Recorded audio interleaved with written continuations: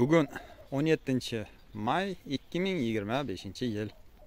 Yana bir hafta ortda qoldi va bu shanbaga ham Xudo xolasa o'lmay yetib keldik. Butab chiqilgan birinchi issiqxonamiz ancha qaytadan tiklandi. Ana umuman kal qilib tashalgan tuplar esa ana ular ham ancha bargini chiqarib qoldi, garchi hali bular bor to'liq qoplanishiga. Shu o'rinda bitta ma'lumot, bular butab chiqayotganda birinchilarini qaychida olib chiqdik. Mana shular qaychida olingan edi. Bitta qarindosh ukamiz bilan gaplashganimizda, bulg'or qalampirini butiydigan bo'lsangiz, tok qaychida kesmang, qo'lda sindiring, shunda yaxshiroq ko'karadi deb aytdi. Undan keyingilarini, masalan, mana bularni qo'lda sindirib chiqdik. Endi ko'karishida farqi bormi, bilmadim. Masalan, mana bularni ham qo'lda sindirib chiqqanmiz, bular ham endi ko'klab chiqyapti, ammo ular bargi menimcha qaychida qirqilgandan sal yaxshiroqday. Xullas, bu ham mana tupiga ko'ra, masalan, anu uncha yaxshi emas. Bunisi tok qaychida kesilgan bo'lsa ham ko'karishdan tuzukroq. Anasi ham tuzukroq. Endi har holda bir 6-7 tupdan tashqari qolgan hammasini qo'lda sindirib chiqdik. Ikkalasining o'rtasida jiddiy farqni hali men sezmadim bo'lsa ham. Issiqxonamizda palaklar ancha yaxshi bo'lib qoldi, faqat o'sha kasal baribir to'xtamayapti. Ko'rishingiz mumkin, mog'or bosib yotibdi. Sekin yana qaytadan o'rmalab chiqyapti. Aslida qayta ko'klatsa bo'lar ekan, tushunishimcha, ko'ryapsiz. Faqat bizning holatimizda, bu yil qismatimizda hali shudring tagida qolish yozilgan ekan. Qaytadan ko'kargan tuplarimiz ham shudring ta'sirida dabdalasi chiqadi shekilli. Endi narigi issiqxonani ko'raylik. O'tgan hafta sindirib chiqdik. Bu ham ancha jonlanib qoldi. Bitta deyarli hammasini kal qilib tashladik.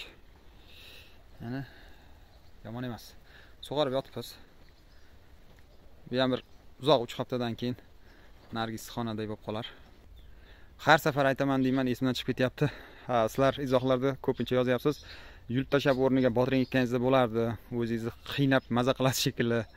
Kimdir bizni ham qiynab yubording uka, sen shuni bizni shu kuzgacha ezib o'tasan shekilli deb yozganlar ham bor.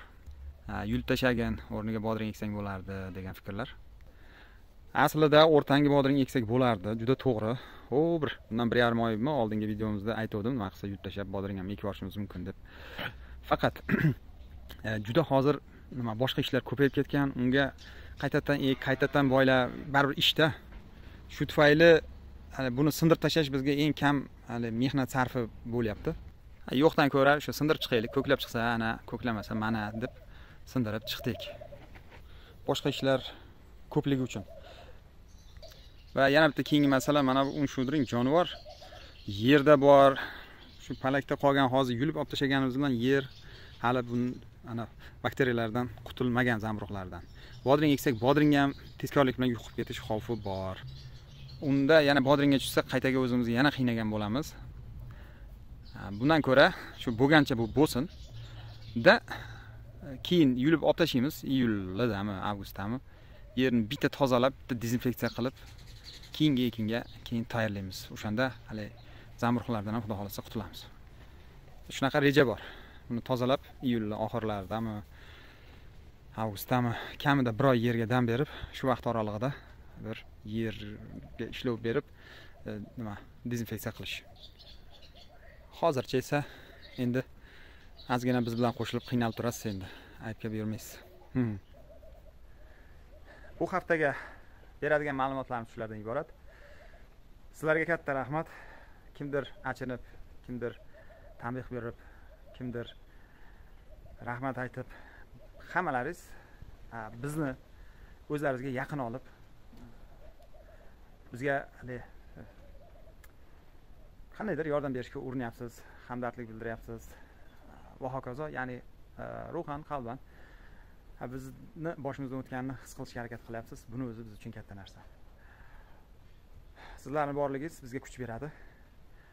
Ozgina aytganimdek, yana endi qiynalib turamiz endi birgalikda. Biroq buni ham bir hikmati bor. Sizlarning ko'pchiliklaringiz aytganidek, dehqonsiz kuzatib boring, davomi yanada qiziqroq bo'ladi. Rahmat.